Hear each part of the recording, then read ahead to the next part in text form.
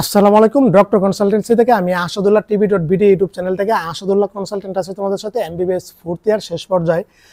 আজকে যে টপিকটা নিয়ে আলোচনা করব সেটা হলো যে ফার্স্ট প্রফ নভেম্বর 2025, বুঝতে পারছো? বিশেষ করে ঢাকা ইউনিভার্সিটির প্রফ কিন্তু ফার্স্ট প্রফ কিন্তু নভেম্বরে কি 2025 সালে ইনশাল্লাহ হয়ে যাবে। নভেম্বরের মাঝামাঝি অথবা শেষের দিকে হবে, বুঝতে পারছো?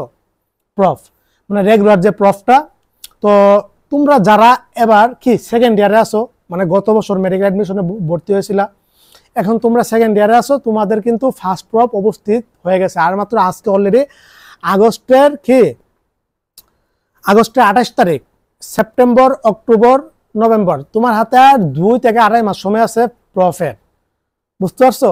তো এই মুহূর্তে তুমি দীর্ঘ প্রায় মেডিকেল এমবিবিএস মানে এমবিবিএস লাইফে 5 বছরের কোর্সে 5 বছর থেকে 4টা প্রফ হবে। 5 বছরে 4টা প্রফ হবে। ফার্স্ট প্রফ 1.5 বছর জানো, সেকেন্ড প্রফ 1 বছর, থার্ড প্রফ 1 বছর, আর ফাইনাল প্রফ আবার 1.5 বছর, বুঝতে পারছো? তার মানে তোমার অলরেডি তুমি সামনে তোমার 2-2.5 মাস পরে কি ফার্স্ট প্রফ হয়ে যাবে 2025। বিশেষ করে ঢাকা ইউনিভার্সিটিটা হচ্ছে ফার্স্ট প্রফ নভেম্বরের শেষের দিকে হবে, মোটামুটি শিওর থাকো। তো প্রফে বসার জন্য, এলিজিবল হওয়ার জন্য কিছু ক্রাইটেরিয়া আছে। কি?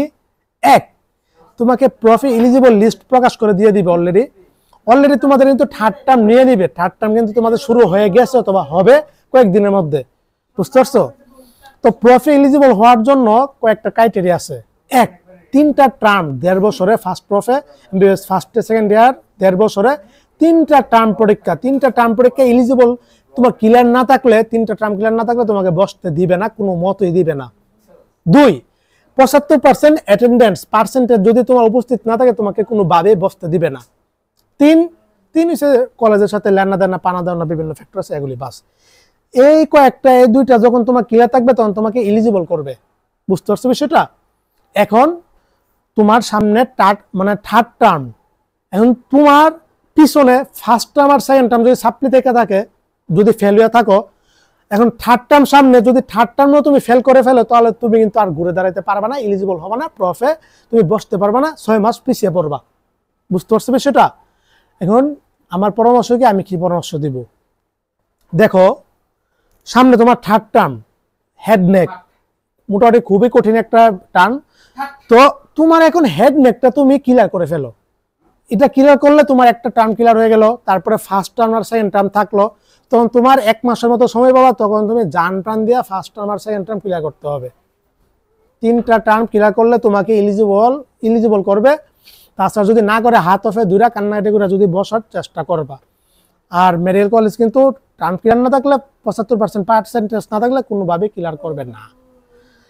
তো আবার অনেক মেডিকেল কলেজ আছে যেগুলো একটু ভালো দেখতেছি, স্টুডেন্ট আগ্রহ আছে, পরিশ্রমী, কিন্তু টার্ম কোনোটাই ক্লিয়ার না, কিন্তু আইটেমগুলো ক্লিয়ার করে ফেলছে, তখন ওকে আবার বসার সুযোগ দেয় কিছু মেডিকেল কলেজ। কিন্তু প্রাইভেট মেডিকেল কলেজ, সরকারি বলো, ওরা কিন্তু মোটামুটি ক্লিয়ার না থাকলে বসতে দেয় না। তো কিছু ভালো মেডিকেল কলেজ আছে, ওরা বসতে দেয় আইটেমগুলো ক্লিয়ার থাকলে, বুঝতে পারছো? আর টার্ম নিয়েই তোমাকে প্যারা দিবে। গত বছরও ফার্স্ট টার্মের সময় অনেক মেডিকেল কলেজের স্টুডেন্টরা কান্নাকাটি করে ফোন দিছে, ভাই এমন বসতে দিচ্ছে না, এলিজিবল করছে না। অবশ্যই এলিজিবল করছেই না, ওদের কারো 2টা টার্ম ক্লিয়ার ছিল, শুধু একটা টার্ম মানে যে ক্লিয়ার ছিল না, এটার জন্য বসতে দেয়নি। ঘুষ খবর নিয়ে দেখলাম ওইসব মেডিকেল কলেজ প্রত্যেক বছরে কি ধরো 50-60 স্টুডেন্ট আছে, 20 জন করে আটকে দেয়। আটকেতে বললে কলেজের লাভ, স্টুডেন্ট 6 মাস পিছিয়ে পড়বে, 6 মাসের বেতন পাচ্ছে, 5 বছর জায়গায় 5.5 বছর লাগবে। তো যাও, এই ফার্স্ট প্রফ নভেম্বর 2025 মানে ঢাকা ইউনিভার্সিটির আন্ডারে যারা আছো, মনে রাখো নভেম্বরের শেষের দিকে হয়ে যাবে, অথবা মাঝামাঝি সময়, অথবা ডিসেম্বর প্রথম সপ্তাহে, এরকম একটা সময়। অন্যান্য মেডিকেল কলেজগুলো এমন নভেম্বর ডিসেম্বর এই সময় চলে যেতে পারে, বুঝতে পারছো? তো ফার্স্ট টার্ম দেওয়ার পরে তুমি থার্ড ইয়ারে চলে যাবা, সেকেন্ড প্রফ ফেজে চলে যাবা। তো এই ছিল। আর তোমরা এবার যারা ভর্তি হয়েছে এমবিবিএস ফার্স্ট ইয়ার, এই লেকচারটা কিন্তু যারা সেকেন্ড ইয়ার তাদের জন্য।